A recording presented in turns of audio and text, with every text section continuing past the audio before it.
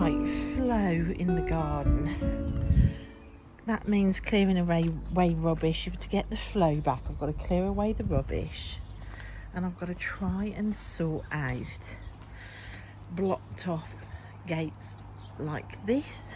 So for me to get flow back in the garden, it's a combination of blocking off more so that the dogs don't break out where I don't want them to break out, but also like clearing as well, so like clearing away rubbish. So to get flow I need the combination of clearing and blocking, but I want to be able to walk up to the top of my garden without having to break through things. We just take a second just to look at this foxglove that's opened. Oh my god, so lovely. There's another one coming up down there. So currently blocking this gate is all the stuff from around the back of the greenhouse that I cleared. And look at this stuff. Now this is the garlic mustard. Now because I found out what this was in the garden, I'm spotting it everywhere. It's in the woods as you walk in, and it is beautiful. I am going to keep it. I am going to keep it in the garden. This is another fence that I need to get a chain for here. Is it okay to feel overwhelmed? Everything in my garden grows so quick. This was clear last summer. I was using this shed last summer, and look at the ivy. The ivy's even around Poppy's old bike. Look. Oh boy. Okay, I'm going to try and trim this. I've stored some things under there, and just for now I might end up just binning it all, but for now I know that if I hold on to these sort of strange building materials, as jobs arise I have the resources to do it.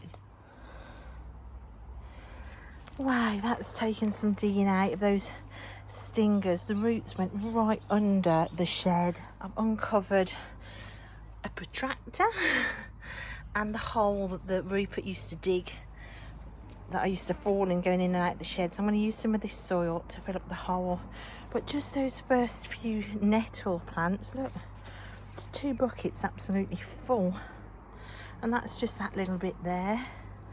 So I'm going to try and dig out these and some of those docks, sort out that ivy. I'm going to leave some of the docks and the buttercups. I might just train that ivy in front of the shed, try and stop the stingers from coming back, and try and get access back into this shed. Flow to the shed is the first thing. Oh, and look, I've trimmed and dug out the docks coming up to this step here. You can see the tyre step into the slated trampoline area. I'm calling it a day for today because I'm protecting my back. But what I've decided to do, I have decided to put a couple of slates here, or patio pavers there, so I've got a step in. But then I'm going to put a little low brick wall with some of the bricks that I've reclaimed on the front drive. And I'm going to make a little garden here, and I'm going to plant that up. I might put a planter at the back to stop the dogs from getting down the back of there. I've cleared out a lot. This is a trampoline cover. Well, it's not a cover, it's the base. When I bought this trampoline, the base that came with it had a hole in the middle of it. So they sent me a new trampoline jumping pad, and this is the old one, which I kept thinking that material could be really useful in the garden for something. What, I don't know. I might bin it, I might pull it out, fold it up, put it in the shed once the sheds are clear. I don't know yet, but I've nearly cleared down the back, down there. I need to trim this tree back a little bit, but I do quite like it poking out between the 2 sheds. So that's a plan then. So a new little garden here. I think I could plant hostas and, you know, just cuttings from the garden. And then a couple of patio slabs there. Pull this ivy out and train it to come up this side of the shed. I have found wire down in between as well. If I can get this piece of wire to go here, it'll help the ivy to grow up it. So that's the plan for this. So I've just found this thick slab of concrete in amongst all the weeds. It's still wobbly. I need to fill this hole in here, and then I'm going to drag that slab a bit closer, because that gives kind of a, you know, they're not going to be digging there. And if I drag that slab a bit closer, it will stop it, the gate opening that way. So I'm just trying to secure this middle gate at the minute. And I've cleared all around here, this bit. It's been about 6 of those to clear this bit, which I'm really pleased about. I am going to leave some of this garlic mustard in the hedgerows like I saw in the woods, just to bring a little bit of that woody feeling into the garden. Okay, I've carried all of the stored things that were here, like the metal and the wood. It's now all under the trampoline. I've got to clean this now. Of course, this is where the hot tub goes, but I think the hot tub's out of action for a while. The filter's broken, it's too much electricity. So I might do this. I don't know, a reading area, an outdoor studio even, because I've got this nice big wall here that I could put like some sort of easel against. I think these lights are broken, so I'm taking these off. I'm going to test them in a more sunnier place to see if they're still working or not, but I think they're broken. I've got to weed along here and clean all of this, because yesterday I went up to the tip to take like a whole car full of rubbish. Look, this is still rubbish for the bin here. But at the tip, they were so lovely at the tip to me. Look, they filled my car with tyres for me, 9 of them. I told them that me and Tilly are making a garden and, you know, we could do with it some more tyres. And they said, well, how many do you need? And I said, oh, I don't know, about 9. And they had 9. And the guy there was interested in what I was doing in the garden. I told him about Tilly being my head gardener, and his wife works in a special needs school. And he was like, anytime you need anything, just give us a ring. So that was wonderful. So what's the plan for the 9 tyres? Well, I've got these 2 blue pallets, which I think I want to just close off so it's more like a circle. But rather than, because they're really heavy, rather than trying to nail them onto anything, I thought I could do what I've done with the roses and put some tyre stacks either side to stop it from tipping up. So that's going to be 6 on that, and another 3 kind of this side to make it look a bit more even. 9 tyres used just like that, and it's made me a plantable wall to seal off this area with a little gap here. So I'm going to bring the tyres in, get rid of this rubbish. So let's go get the tyres in. Oh, he's very interested that side gate's open. I don't think he can get through. What am I saying? Of course he can get through. Oh my gosh, look. So we've got 3 new tyre stacks. Of course they're not going to stay there, I've just reeled them in. But it's just brilliant. I know it looks crazy, but if you see, that's what my roses have been planted in. Because to buy a pot big enough for a rose and good enough for a rose isn't going to crack over winter. You're like talking 40, 50 pounds. And if you have a look, see all of this pathway here. There's a tyre stack there, a tyre stack there, and a tyre stack there. And of course, if I take you up to the top of the garden, so there's a tyre stack there. All of these are tyre stacks. There's a 3, a 3, a 3 and a 2, and a 2 and a 3 here. And then you can't even see that that's tyres anymore. And this entire garden is built into tyre stacks because my ground level is here and the fence was a lot higher. So I needed a retaining wall for soil. Couldn't afford to do a proper retaining wall. So there's single tyres all along the front and then double tyres. At the back there's 3 tyre stacks, and I've just planted it all up. And look at it now. This tyre stack here was to stop the purple slate from drifting down the garden that's under the trampoline, and you can see that's worked. So this entire garden really, rather than like mega expensive pots or getting builders in to build retaining walls, with no budget at all, you have to think outside the box. And tyres have been brilliant. Now, would I grow food in them? No, I wouldn't, because of any chemicals leaching from the tyres themselves.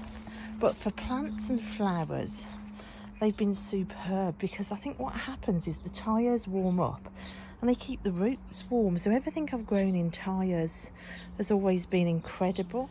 So tyres and free wood, like pallets, that's what this garden has been built on. Stepping stones picked up free from Free Cycle. All of this free wood. Free gates picked up on Free Cycle, free wood. All the raised beds are made with free wood. You've got free wood again. You can see the drift. The old bench was picked up on Free Cycle. Bed frames are picked up on the side of the road. Again, these are from pallets. This is all built from pallets.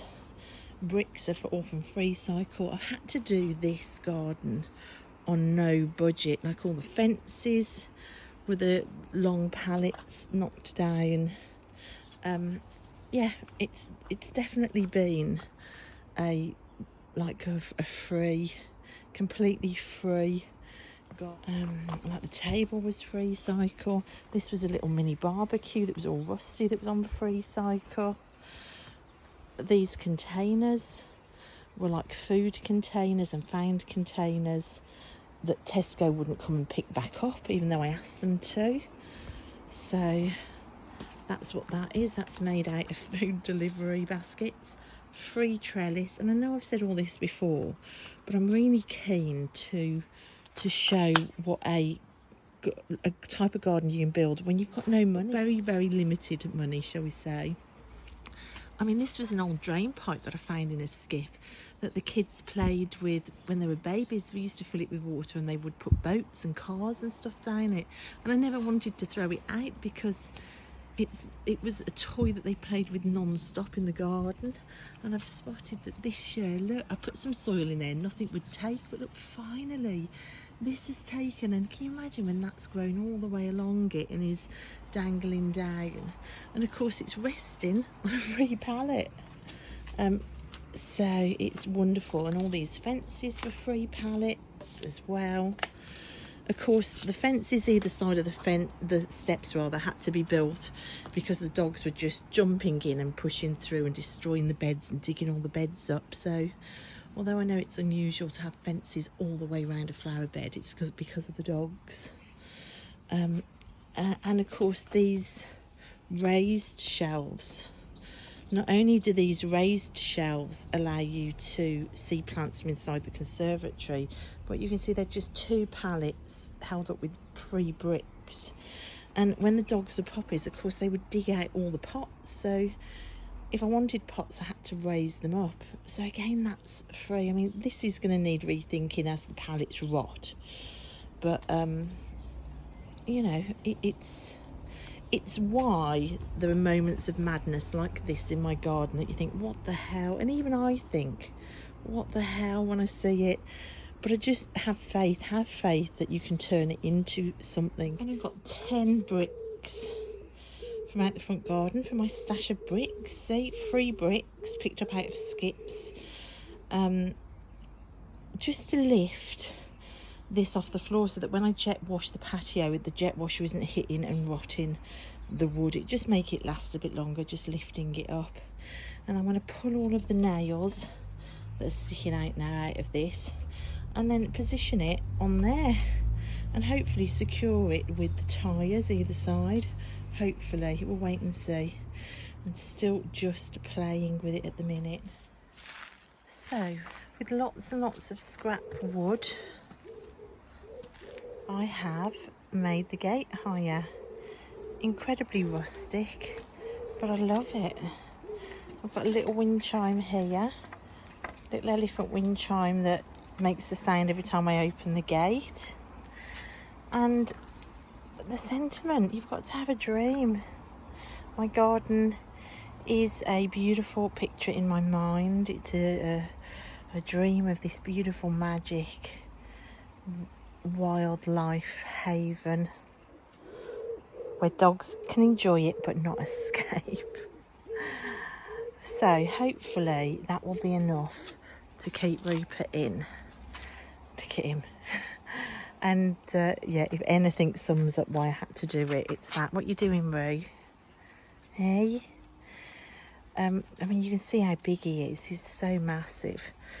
I just hope he doesn't climb it now and get through that bit. I don't put it past him, but we'll see. But it's great now being able to come up here and just open the gate rather than having to unbarricade. And I love the sound of the chime. There you go. I love it. I know it's rustic, but that's what I like. And it was free, whereas a tall new gate would have been over £100. And like I say, we're doing this on zero budget. So I love it. The garden gate is officially open and done. So I've started playing with the tyres, and I don't think that gives enough room the other side in case the hot tub ever comes back out. So I think I'm going to reposition the 2 pallets this side coming across like that, and I'm about to sort out this bit of broken fence. This is where Rupert charges at the fence because there's a cat that walks along the garage the other side, and this is where his paws land, so he's broken through there. But I think I'm going to paint this end fence a different colour, and yeah, I've got plans for this, so I'm going to finish there for this vlog. Lots and lots of jobs that have been taken on today. Look, wherever I go, Rupert wants to be right there. Lots of jobs started, only a few jobs finished. Lots of ideas percolating, including this one. While it's a sunny day, I'm going to get the paints out. And yeah, thanks for watching, guys, and I'll see you next time. Bye. What you got, Roo? What you got?